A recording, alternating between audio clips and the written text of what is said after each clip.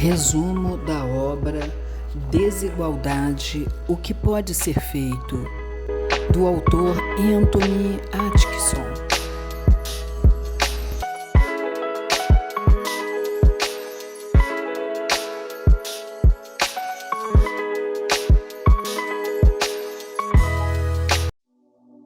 Se quiséssemos reduzir a extensão da desigualdade, como isso poderia ser feito? Há muitos motivos para nos voltarmos para a desigualdade. Se reduzirmos a desigualdade dos resultados econômicos, isso contribuirá para assegurar a igualdade de oportunidades, que é vista como um recurso-chave de uma sociedade democrática moderna.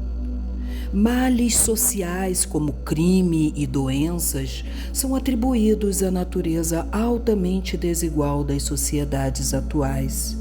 Eles funcionam como um motivo instrumental para buscarmos alcançar menores níveis de pobreza e desigualdade, assim como o medo de que os extremos da desigualdade são incompatíveis com uma democracia operante.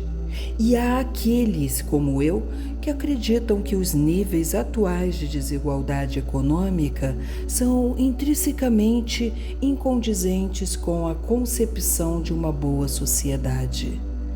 Seja lá qual for o motivo, a pergunta permanece: como podemos alcançar uma redução significativa da desigualdade?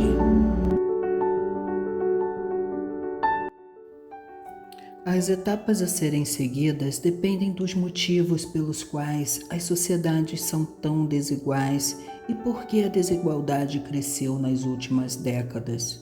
Por que houve uma virada da desigualdade a partir da década de 1980?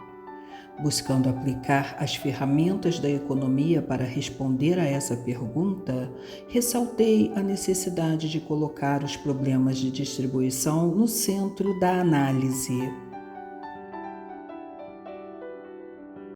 Essa não é uma posição popular entre os economistas, mas acredito que seja essencial, não apenas para oferecer um entendimento da desigualdade, mas também para explicar o funcionamento da economia e abordar as grandes mudanças políticas que enfrentamos atualmente. Não faz muito sentido afirmar que o mundo é composto por pessoas idênticas com os mesmos recursos e interesses se estamos confrontando problemas de restauração do equilíbrio fiscal, envelhecimento das populações, mudanças climáticas ou desequilíbrios internacionais. É necessário considerar a dimensão distribucional se queremos relacionar os grandes números da política econômica, como o PIB, à experiência de vida real dos cidadãos individuais. O método adotado neste livro difere nesse sentido de boa parte da literatura clássica na economia, colocando as questões de distribuição no centro. Ele enfatiza o seguinte: para entender a desigualdade, precisamos examinar todos os aspectos de nossas sociedades, não apenas hoje, mas também como foram desenvolvidas no passado. O registro histórico é mais bem interpretado em termos de episódios em vez de tendências de longo prazo, e podemos aprender com os períodos durante os quais a desigualdade foi reduzida. Movimentos em direção a uma menor extensão da desigualdade são alcançados por meio de mudanças nas rendas de mercado, bem como por impostos e gastos. As fontes do aumento da desigualdade podem ser encontradas nos mercados de trabalho e de capital. Não se trata apenas de uma questão de aumento do prêmio para qualificações educacionais. O poder de mercado desempenha um importante papel e precisamos investigar o local da tomada de decisão e o escopo do poder compensatório. O mundo está mudando em grandes aspectos, em especial na natureza do emprego e na relação entre riqueza como fonte de renda e capital como fonte de controle. Crucialmente, não aceito que o aumento da desigualdade seja inevitável. Ela não é um mero produto de forças alheias ao nosso controle. Há medidas que podem ser tomadas pelos governos, atuando individual ou coletivamente, por empresas, por sindicatos e por organizações do consumidor, mas também por nós, como indivíduos, para reduzir os atuais níveis de desigualdade.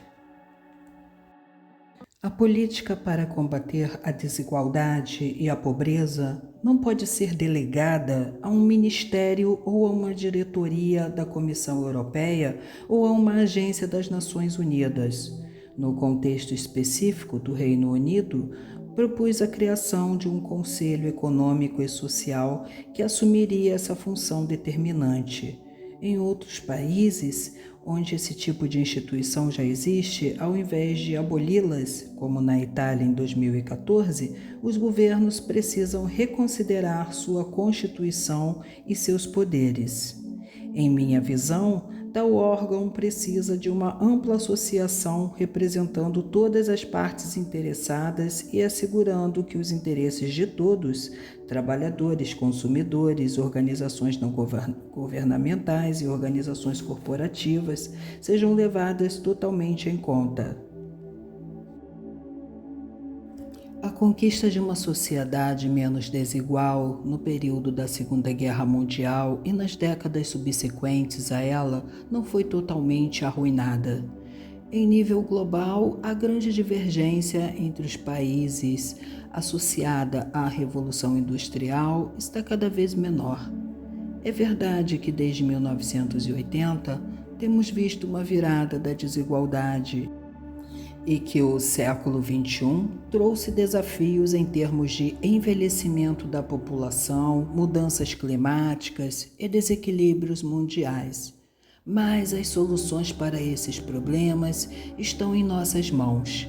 Se estivermos dispostos a usar a maior riqueza que temos hoje para lidar com esses desafios e aceitar que os recursos devem ser compartilhados de forma menos desigual, haverá de fato um espaço para o otimismo. Frequentemente se acusa os economistas de terem perdido o bonde da história. Dizem que seus modelos costumam ignorar a forma como o mundo está mudando diante de nossos olhos e que estão envolvidos demais em questões profissionais.